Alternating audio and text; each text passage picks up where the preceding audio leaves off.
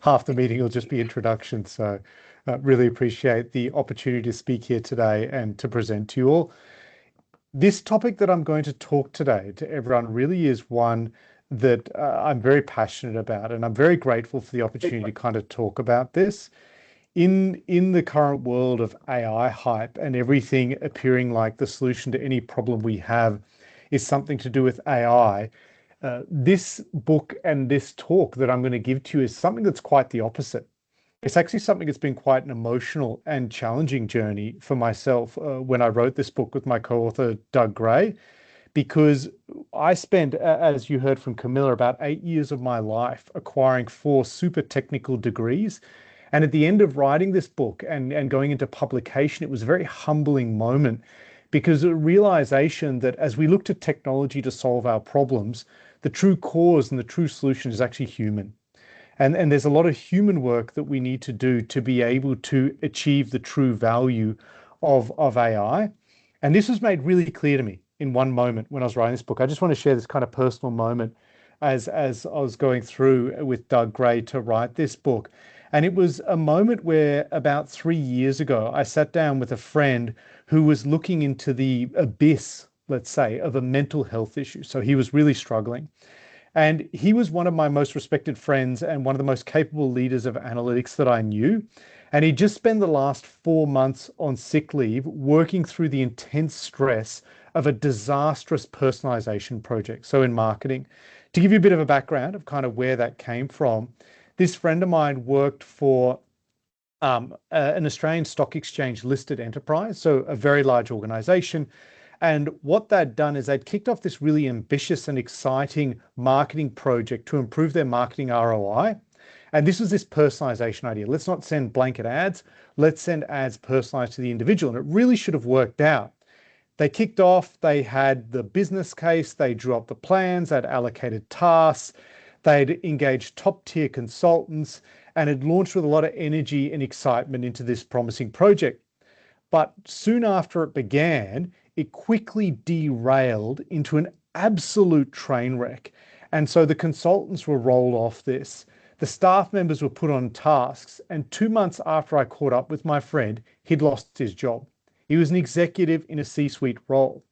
And so I was sitting there just in a state of shock after I found out 2 months later that he'd lost his job, just asking myself the question, how did this happen? Like, what went wrong? This person was at the top of their technical game, well educated, worked at the most prestigious analytics companies, had delivered amazing results over a multi-decade career. So what led to this really unexpected outcome in this retail scenario? And so when I started looking around me, talking to peers, engaging with friends, what I realized was this painful outcome that I observed wasn't as uncommon as I thought. I'd been very lucky in my career. I would say I can't remember, or if I can, it would be on a hand, how many projects hadn't gone according to plan. But it seemed like this was much, much bigger than I thought it was. And it was at that point that I realized this is not something I'm going to be able to solve on my own. And so I reached out to a good friend of mine, Doug Gray. So Doug Gray, for those of you who don't know him, and you probably shouldn't know him because he's not like one of these overnight LinkedIn AI experts. You don't see him active on social media. And there's a good reason for that, because he's bloody busy doing work in his business. And he's the director of data science at Walmart Global Tech. Each year that he works there, he's had financed validated savings of over $350 million. And so in 4 years, he saved them over $1 billion, and he's entering his 5th and 6th year now. He's also an adjunct professor at Southern Methodist University in Texas, and he's won pretty much every award that exists in the analytics space. And that's not because he's the best poster of AI hype on LinkedIn, it's because he actually delivers results. And so we kind of sat down together and tried to unpack what is it that we're seeing here? Like, why do we keep seeing these failures?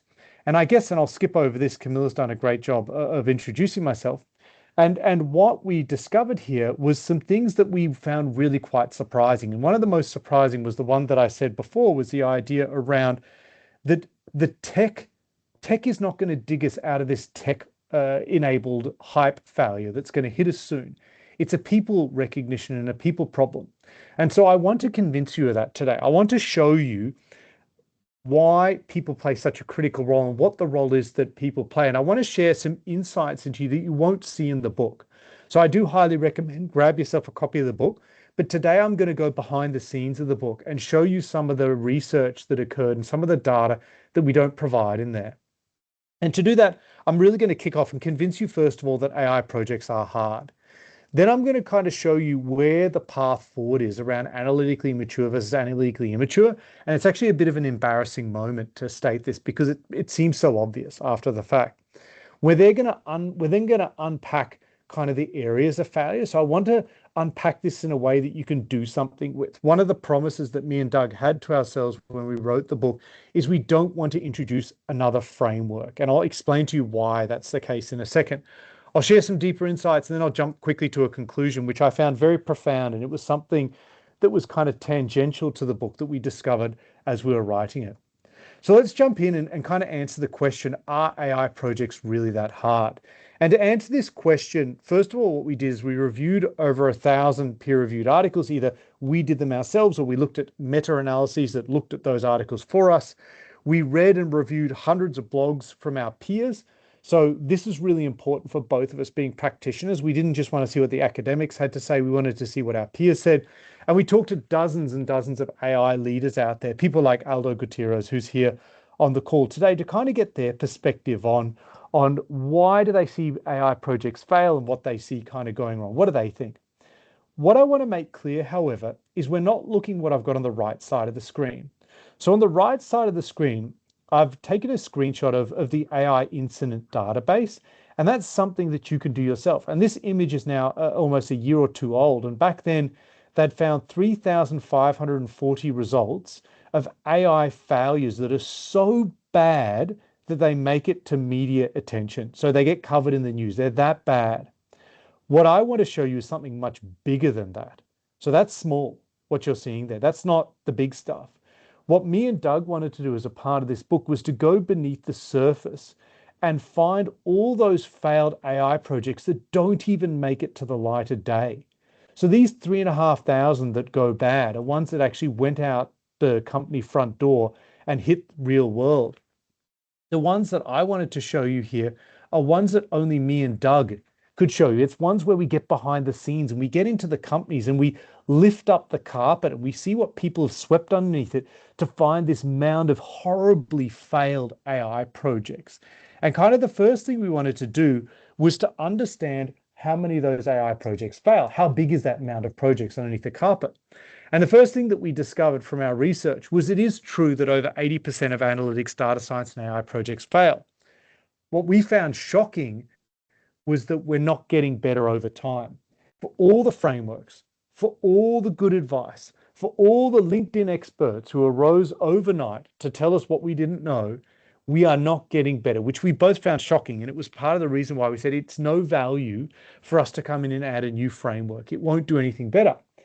And when we looked at the data a little bit further, because we're both very research driven. So the way we approached this was from a very research driven perspective from our kind of adjunct professor positions. And when we looked one layer beneath the data, what we discovered was something even more surprising that isn't talked about at all. And the truth is that most companies fail over 90% of the time, which is mind-boggling. It just begs the question, why are they even bothering? And I can give you answers to why they're bothering. And there's actually a small group of companies that fail about 40% of the time, which we found really interesting. And we kind of asked ourselves the question, why is that? And how do you get to be one of those 40% of organizations? And when we found the answer, it was actually somewhat embarrassing.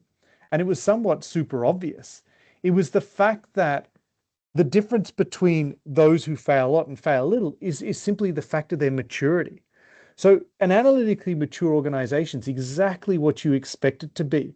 It's an organization that has an AI strategy aligned with a corporate strategy. It has the right tools, it has the right people, it has budget allocated to AI activities, and it's not just a wish. It has leadership who make decisions based on data. It has the right processes in place to create high quality data, and so on and so forth. And analytically immature organizations are the opposite of that. Like you can guess kind of what they look like. And this graph here kind of shows the relative kind of failure rates. Ignore what's on the y-axis, but you can really see that analytically mature organizations do a much better job of things when we look at kind of the reasons for failure.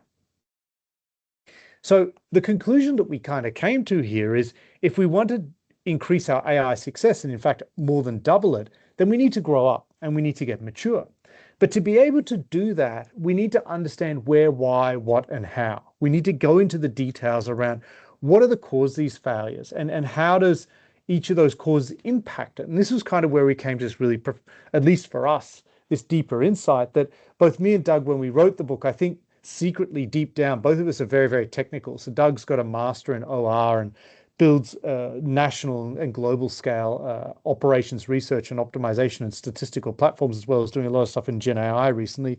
I myself kind of have a similar focus on the technical. And so I guess secretly deep down, we were hoping that we'd discover God's formula or something like that, the AI algorithm to solve everything. Now, very naively, obviously that didn't happen. What we did discover, as I mentioned at the start, was a lot of our technical training won't increase our success rate. It is critical to be able to deliver the tool. If you can't do the maths, you can't build the tool. But the real success of the tool is driven by other factors. And those factors are kind of what we're showing here. And you can kind of see from this graph, again, ignore the actual numbers on the y-axis. The point is the relative sizes, is that over time, we see that kind of the strategy and process issues are the main drivers. Now, in 2014, there was a big increase, but over time, it's relatively constant that strategy and process issues are the big ones. We get down to people and technology kind of going lower down. And when I say people, all these are people issues. The process and strategy issues are actually people. I have a very specific definition around the people. It's around the capability and what they actually can do. So that becomes a repetitive pattern that seems to happen very often. But the technology kind of is almost last place when we consider kind of the reasons for failure. And so what I want to do here is touch upon some of these insights here. And I'm going to show you some data that's not in the book. So if you get the book, you're not going to get kind of these raw outputs that I'm kind of going to show you here, especially those reasons on the right-hand side. What we don't do is go into detail all the specific reasons that are given here. But what we do is we kind of talk about the main causes of failure in each of the categories.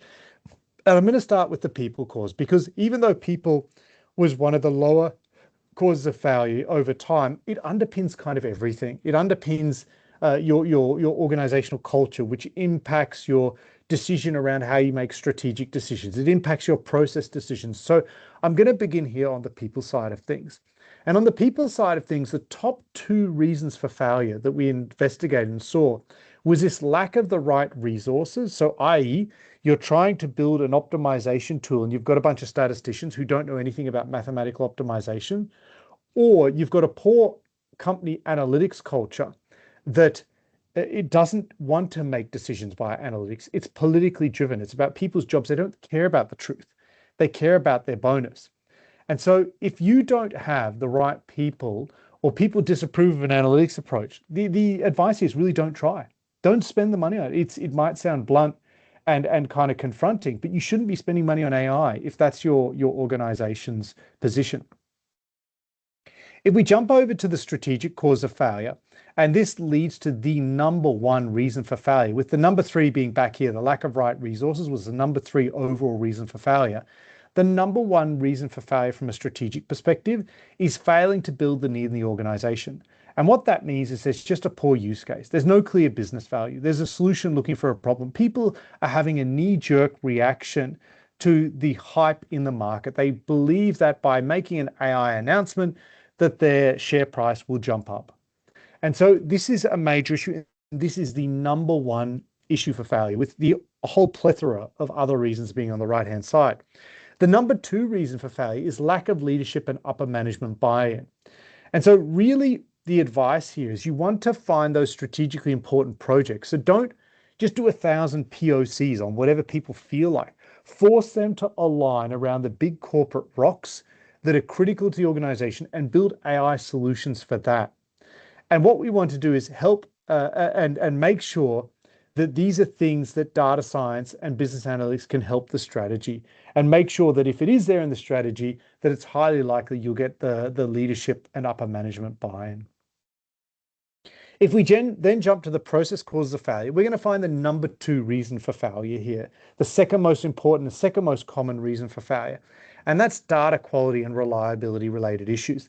Now, if you wind the clock back 30 years, and you see or even a little bit less than that. So you're seeing the first embers of the internet, the first flowers coming out of the internet ground that are showing people posting. You will find this issue there mentioned online. In fact, even if you look in books that describe challenges around doing analytics, this is an issue that's been around for 40 to 50 years. It has not changed, and it's still as common as it always has been. And so it's the number 2 reason for failure. Your data is just not there, it's not available, and it's not of a high enough quality. The next most common one there is not setting clear or reasonable expectations. So we find that the hype right now is making this incredibly difficult. People have an expectation that you can have an AI tool next week because that's what vendors will pitch to you. And it's just not the case. AI is not about a tool. It's actually about a journey and a transformation. You typically have to rethink workflows and the way people operate to be able to absorb the true benefits of an AI tool. And so the point here is that if you don't have the right data to solve the problem at hand, don't expect any miracles if your data is no good. And so what we need to do is make sure we have the data and that we have people aligned with that. And so this was sort of me and Doug's kind of hope, the hope that we would discover that it's a technical problem, that we could lean in with our technical skills and kind of help solve it. But it turns out it's just not the case. And so from a technology perspective, what we found was that even on the tech side, it's actually the lack of the right tools. So you actually are looking to do a forecasting problem, which is a predictive analytics problem, and you have an optimization engine in front of you. And you're saying, how do I solve this with an optimization engine? And management just doesn't understand that that's not what you solve with an optimization engine. And so unless you want to build things from first principles and from scratch. And so this is kind of a key problem here, people lacking the tools they need to get the job done. And that's the most important technology reason for failure.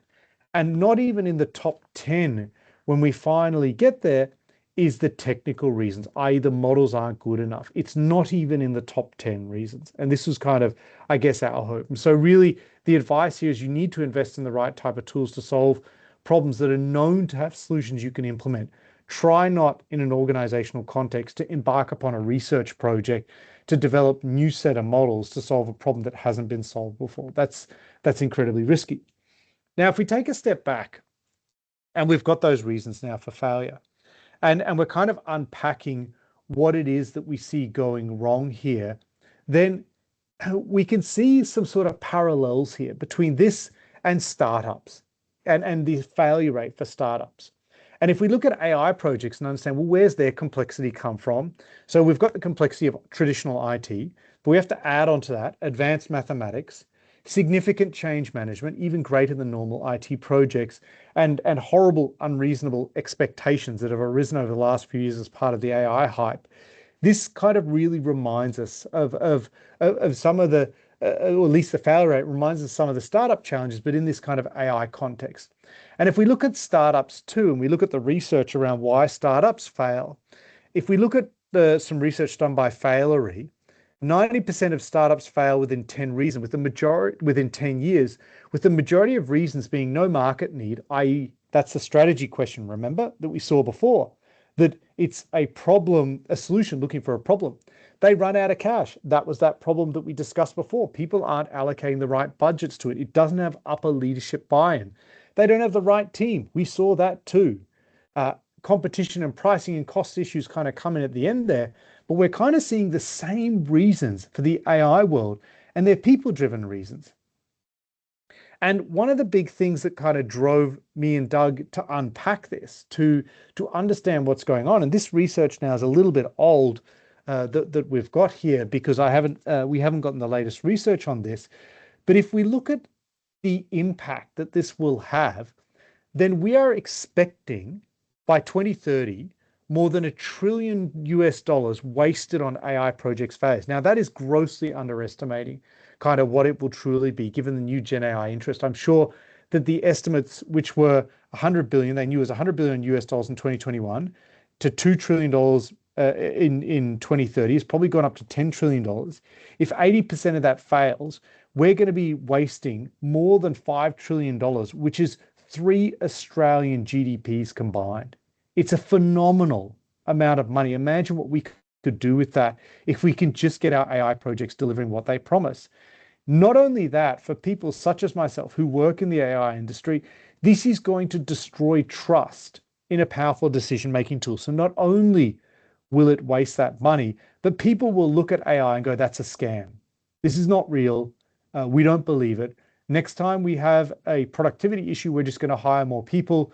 We're going to build larger factories. We're going to solve this the traditional way because AI just doesn't work. And so this is a really important reason why I'm so passionate about this topic, that we need to fix it for the sake of the belief in data-driven decision-making, because we don't want people just to go around making up facts as they see fit, or people just continually making uninformed decisions. We do want people to use data. And when data gets big and complex, like it is nowadays, we need analytical tools to help ourselves with that. And so I want to finish here and leave a bit of time for Q&A with a really interesting thing that happened in the project.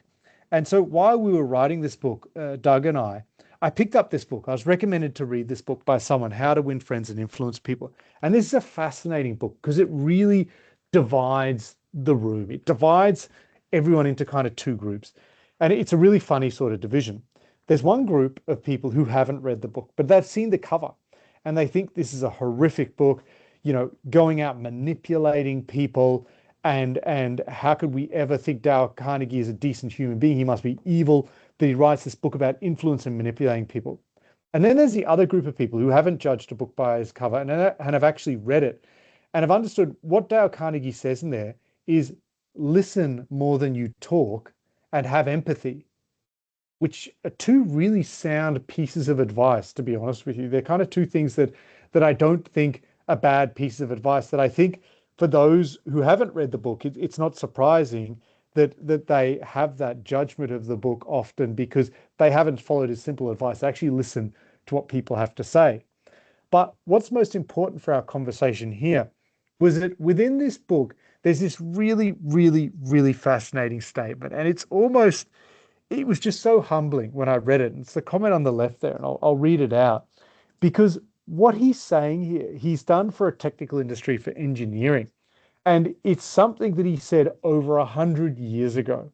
And what the comment was investigation and research done by the Carnegie Foundation for the Advancement of Teaching in technical lines as engineering show that about 15% of one's financial success is due to one's technical knowledge, and about 85% is due to skill in human engineering, to personality, and the ability to lead people. And so me and Doug come here over 100 years later to understand from an AI perspective what Dale told us over 100 years ago around what the problem was in engineering. And so this was a quite humbling moment for both of us to be able to realize that we've still got a long, long way to go. And there's still a lot that we need to learn about delivering successful AI projects that have a lot more to do with people than the technology. And so next time when you see a breakthrough on this topic, and we cover that in the book here, and I think the QR code should take you to a link to the book, is that it's not the tech that we should be focused on in these problems. It's actually the people, and it's actually the investment in the people and the people perspective and helping people make it happen that's going to stop us from having such incredible failures. OpenAI and ChatGPT is an incredible innovation. It's an incredible tool, and it's an incredible breakthrough. But we need to move beyond that to ask ourselves, how many people and organizations have actually successfully rolled that out in applications and are getting value from that and are getting a return that's positive and are having a positive impact on the organization? That's a question we need to ask, because sometimes we get distracted by the blinding light of the technology only to forget that we're actually using the technology as a tool to serve our purposes, not the other way around. And with that, I'll finish there. Thank you very much. Perfect. Thank you very much, Evan. And I will just take a quick moment to thank Camille as well for the amazing introductions. We really appreciate that. And Evan, that was genuinely eye-opening, and I must say that a little uncomfortable for all of us in the right way. What is clear to me is that we are not talking about a small problems here. I mean, over 80% failure rate. It's a lot, and perhaps the more sobering part is that we are not getting any better at it. It's interesting that this is not a technology problem; it's a systemic problem. Maybe it's even a strategic and a human problem as well. And of course, there's an incredible amount of money that it's also getting wasted. Um, I think that's exactly the point you're making, that when you break it down across strategy, process, people, and technology, what jumps out is that the technical component, so we're talking about the models, the algorithms, the infrastructure, it's actually the smallest part of the story. So the bigger failures are happening likely in boardrooms and in culture and governance conversations long before anyone writes a single line of code. I think it's a fascinating story, but it's also like a bit of a concerning one. I really like the startup analogy. I think it really landed for me too. We don't expect really that every startup would succeed, but somehow when it comes to AI projects inside organizations, we expect perfection or something close to it on the first attempt, which is pointing to your point of the misalignment of expectations. And all that point to me that it's critical in this story is the maturity, because he tells us this is fixable. So I guess that's the positive side as well. The gap between a 90% failure rate and a 40% failure rate, it's huge, and it comes down to how grown up your organization is analytically. So thank you for like very insightful and, like I said, genuinely eye-opening presentation. So let me ask you a few things that I'm sure the audience sitting here thinking. And the first one, you kind of like already mentioned this a little bit, but I think it would be interesting if you could please elaborate a little bit more on what were your expectations in terms of failure reasons before you started writing this book. Yeah, great question, Aldo. I think, as mentioned earlier, the thinking was, because both me and Doug are quite technical and it was quite naive, that we were thinking it was going to be, and we look at this constant march and the interest in technology, that we were thinking that, look, people just don't have good enough tools because they're solving the implicit assumption in our head is we're solving more and more problems over time. Turns out we aren't. We aren't solving more and more problems over time. We're solving just as few as we always have. The technology gets louder, shinier, more exciting, but it doesn't mean there's any greater impact on the ground. I mean, look around us in the world right now. Sure, there are small pockets where there are tech-focused groups that are achieving things, but these pockets aren't widespread. That's that small group of companies that is succeeding over 60% of the time. And for the reasons for failure, I think it quickly became clear as even in the first blog post, is it was quite interesting to look at who was writing these blog posts in terms of the reasons. They were often very technical people.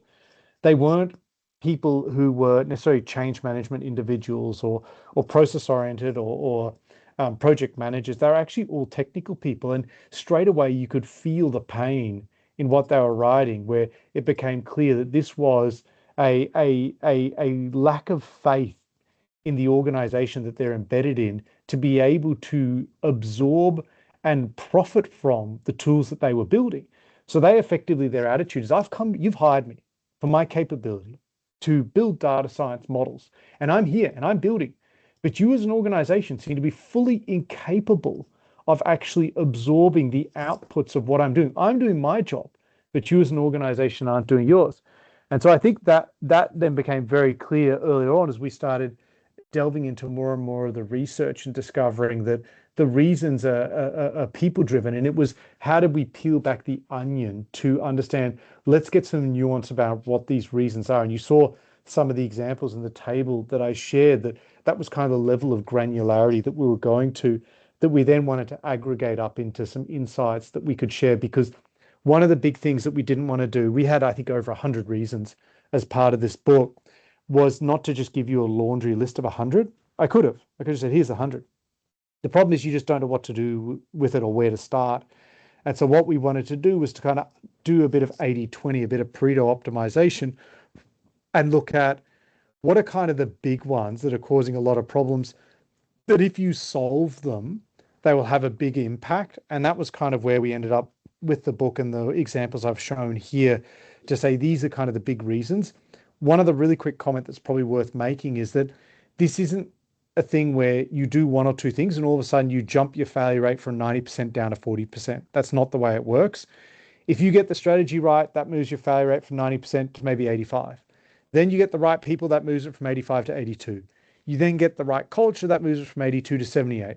And it's just all these little steps that you take overall that creates a full picture to be successful. It's similar with a marathon runner.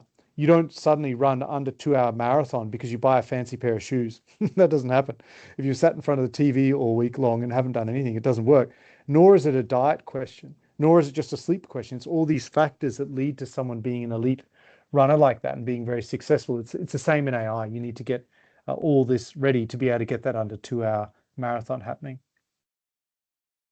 Thank you, Evan. I'll just pause a little bit to remind the audience that if you have any questions, you can either just raise the hand virtually or just post it in the comment section so that we or Evan can answer your questions.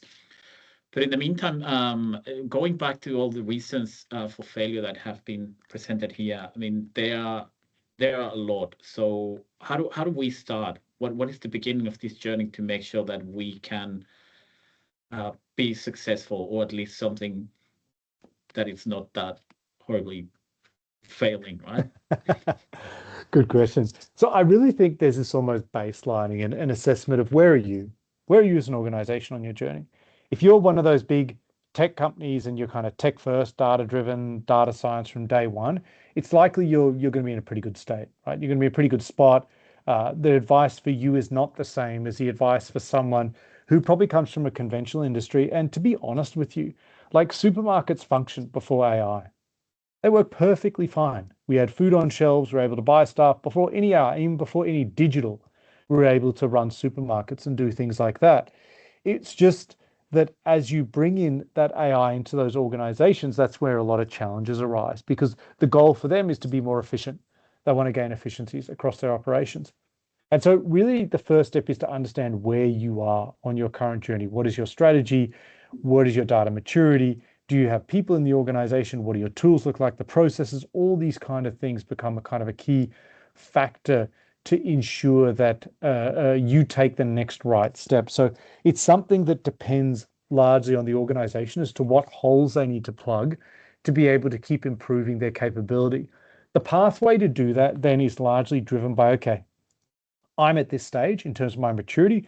What options are available for me? Because if I just sit here continuing to mature, but not delivering AI outcomes to the business, people are going to get sick of you after a while. They're going to be, all right, this dude's all theory and no reality.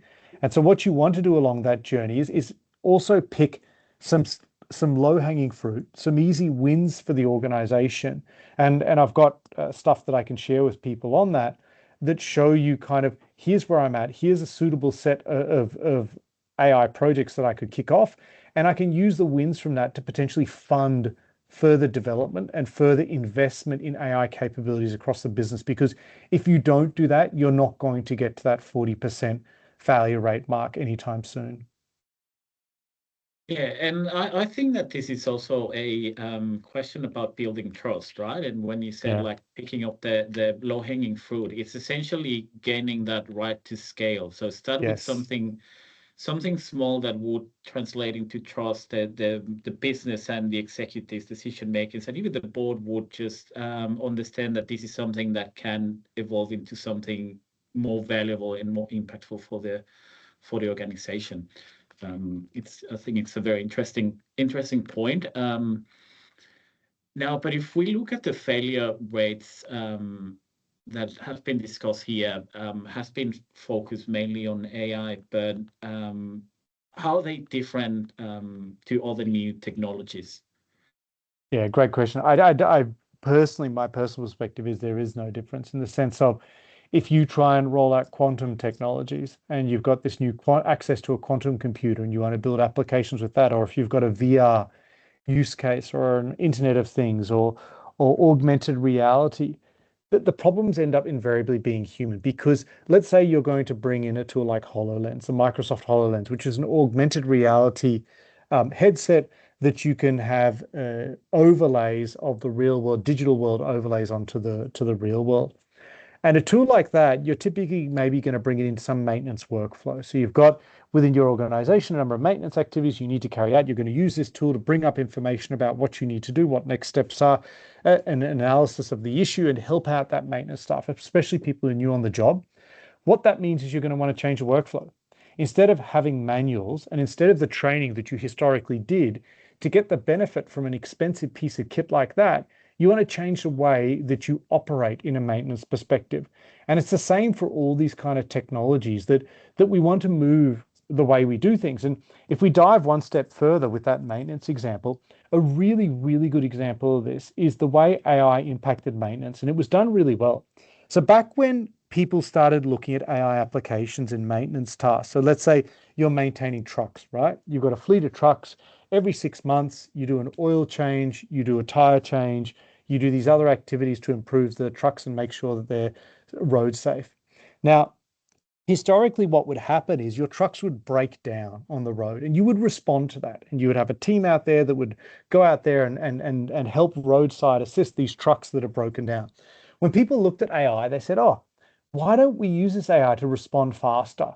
So we normally have a 4 to 6 hour response rate. If we can get that down to 2 hours, that's worth a lot of money to us. And that was kind of the initial thought. It's just, we've got a bad problem. How do we solve it with AI? Those that really got the benefit from this was those that said, no, that's the wrong way of thinking about this. AI shouldn't reduce the time at all. The right way to think about this is let's change the way we work as an organization. Let's change the way we think about the way we operate, and let's move to what's called predictive maintenance. So instead of reacting to a broken truck, why don't we go out there and predict before that truck's going to break down, that it's going to break down, and intervene before it happens? So we actually don't have breakdowns. Now, you probably won't get to the state of having no breakdowns, but if 30% of your trucks break down and you reduce that to 10%, the win and the gain you're going to get out of that is much, much higher than reducing the response time from 4 hours to 2 hours. And that's kind of the thinking that we need to have with AI as well. We need to rethink the way we run our businesses and not think, oh, how can I solve a current pain point that's a terrible way of doing it with AI and just make it less terrible. Let's look at a new future that's actually fantastic and that removes this problem altogether. And that's really where the power of AI and the power of these tools exist. And that's why for any tech, we want to kind of look beyond just the tech itself and look at the ways of working and the people that we're embedding it with. Yeah, that's a very interesting point, and something that you were mentioning before is that AI is going to change the way that organizations work. Essentially, there has to be like an understanding of the workflow, and AI is going to impact that workflow. So we are talking about change management as its best, right? So trying to get or see the benefits of AI when all these things have to be considered, it's going to take time, and I think that's one of the things that have to be considered for every organization that is pursuing to have AI embedded in some way or form into the business. But going back a little bit on the points that you were discussing, you were presenting on particularly the maturity in an organization. I think that's a key point. So how do you practically measure the analytical maturity in an organization, and how long does it realistically take to move from immature to something closer to a mature or fully mature organization? Yeah, good questions. So measuring that is a pretty standard thing nowadays. It usually involves a set of surveys. So you'll run across the organization, likely you run a large email survey where you'll ask people a set of questions that helps you elicit what is the maturity of the organization. You'll carry out a number of working group sessions as well, and then you'll where you actually interview people one-on-one or in small groups, and then you'll also do a number of observations to actually verify those facts that you're seeing on the ground to see on the ground what people are telling you. So you kind of triangulate that data from three different directions. In terms of the journey, it really depends on the organization. If you're a small business, ideally your AI journey will be buying an off-the-shelf platform. There's no point in you going and getting a custom built tool because the return on investment will be too low. You would rather change your current process to the tool itself. So there's a great tool out there. What you do is rather adapt your process and become a new way of working that's relatively quickly because you don't have this large, ingrained, ossified sort of set of processes that have evolved over 20, 30 years. For bigger organizations, what that means is, however, it's a lot of effort to embark upon this kind of AI transformation, let's call it, an increase in your digital data and AI maturity. And to do that kind of thing really does come down to kind of long-term behavioral change, long-term investment in tools, doing that in a smart way that's not just big bang. So you just go, okay, we're going this 2-year journey. At the end of it, we'll wake up and we'll suddenly be a new organization. That won't work. Back to your point, we've got to get wins along the journey. We've got to get people bought in that the future we're heading to is a brighter, happier future. And so there's a lot of work to be investing, buying tools. That involves investment committees, decision-making processes, maybe people that only meet once a quarter to make that. And so typically in large organizations, you're seeing 6 to 12 to 24 months. It can be you go on this journey, but it's not that you wait 6 to 12 to 24 months to see any results. If you're clever about it, you build in results throughout so that ideally the journey funds itself. So the wins that you get from AI, you invest back into the AI transformation. And on the other end, you've got something, a real step change in the way the organization does business. Thank you, Evan. And if we, I think if we elaborate a little bit on that point, and we go back to the failure rates that have not really improved over time, what could be the single most impactful thing that leadership or even boards can do today to move that needle and start being more successful, if that's the right way to put it? Yeah, look, I think it's the number one reason for failure is to drive AI activities around the strategy. So say to everyone, no, we're not doing 1,000 proof of concepts. No, we're not going to let everyone become a citizen data scientist and do whatever they like. We're going to invest money into those things that align with the strategy, and we're going to build around that. And that means two things. One is we're going to back you. So if you do a proof of concept that works, we're going to fund it because we know it's going to impact the strategy in a positive way. And then two, we know long term it won't get cut off. So I have friends that work in organizations that kick off their own little pet projects. They spend 6 months building this awesome little proof of concept, technically genius. It looks like it could have a tremendous impact. But what ends up happening with that is that it gets cut off as soon as it gets presented to the executive team because it doesn't align to the strategy. So I think there's this kind of strategic alignment and strategic permission that needs to be given to people to say, hey, build these tools. Happy for you to go ahead and do that. And sorry, I wasn't sure if I heard someone coming off mute to ask a question. No? Okay. Keeping on that topic of the strategic alignment and POCs or proof of concepts, and going back to that parallel between AI and startups that you were drawing earlier, what is your view on companies applying or adopting a venture capital portfolio mindset? So accepting that there's going to be failure rather than expecting that every project would succeed. Look, I think it's good to have the mindset that not everything will succeed because it gives people permission to play. If I will get fired if this AI project doesn't work, then there's no way I'm going to do it. Like just there's no way because a lot of AI projects fail, and it's not because you weren't capable of doing it. It's because of organizational resistance or organizational antibodies. It can be all these kind of things. And so I think a mindset is more important than even thinking we're actually going to do the mechanism of venture capital. It's going to be the idea that we want to fund these different things. The only thing I would say is don't fund just anything. Be strongly aligned to the corporate strategy. You should not be funding things. Let's say you're a supermarket.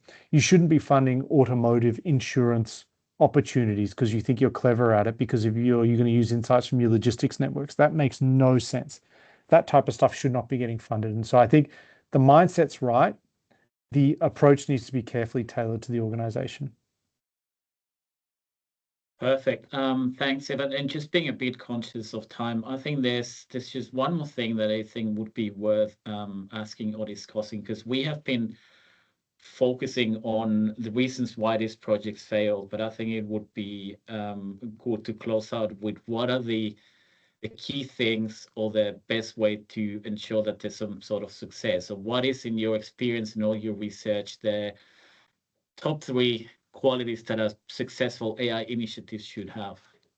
Well, it's almost like the yin and the yang of what we've seen here. It's that strategic alignment, it's the right people in the right place, and it's having good quality data. If you can get those 3 things set up, then I think you're well on the right path to achieving something quite amazing. We have a question on the chat. So looking ahead, what emerging trends in AI and analytics should businesses be preparing for now? Look, I think the biggest one, and it's the one we're seeing the greatest impact at Boston Consulting Group, is agentic. So it's going to impact all parts of the business. Every single business on the planet has a back office where you process invoices, where you pay, where you get paid, where you manage staff, where all these kind of things. Those areas are ripe for agentic AI, and we are seeing phenomenal impacts across organizations of double-digit, in the high double-digit percentage impacts across those kind of use cases. And they're early stages, but I think over the next 5 years, it definitely will be something that'll have a material impact on organizations. Awesome. That's a very big opportunity, particularly because it's affecting every CFO and just letting them giving them peace at night and let them not having any things that keeping them awake. But thank you very much, Evan. It has been an incredibly insightful conversation and presentation. I really personally appreciate the invitation from you and from Camilla to be part of this event today. And I'll pass it to Camilla for any closing remarks. Thank you. Thank you so much to you, Evan, and also thank you so much, Aldo. Very, very interesting presentation and very good insights shared. I think it's always a lot of questions that can come up and in these type of meetings, but it's definitely maybe to be continued, I think, as well, because it's developing so quickly now and organizations has to prepare in so many areas. So there's always a continued discussion. Thank you so much again, and thanks for everyone joining in. I have a few upcoming events I just wanted to share with everyone as well. Get that slide up here.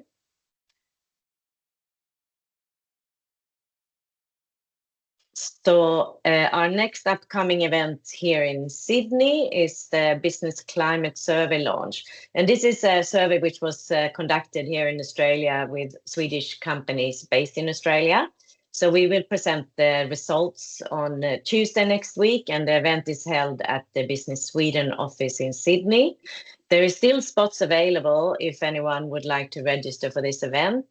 We will have representation from the embassy with the ambassador of Sweden to Australia. And we will also be introduced to the new country manager for Business Sweden here in Australia. On the 3rd of June, we're organizing a little networking event in conjunction with the Vivid Festival in Sydney, and that is being held at the Cruise Bar. On the 4th of June, we have a networking event in Brisbane. That's together with a few other European chambers, and that's held at the Riverland. On the 9th of June, we're organizing an online event in conjunction with all the European chambers, and that's on the recently signed EU-Australia Free Trade Agreement. And it's going to be a really good session to join here. We have Jason Collins, who most of you probably have met, who is the CEO of European Australian Business Council. He will present, and there will be a lot of discussions then on the impacts and priorities for the agreement. Then I just mentioned another Swedish Chambers online event here, which is on the 27th of August, organized by the Swedish Chamber in Singapore, and that is on risk and opportunity, Asia's macro outlook under pressure. There's a few more events you can see here in the list, but you can also find all more information about those on our website. So thank you very much, and have a great afternoon and a nice weekend. Thank you. Thanks, everyone. Thanks, Thank Camilla. you. Thanks, Aldo. See you later. Thank you.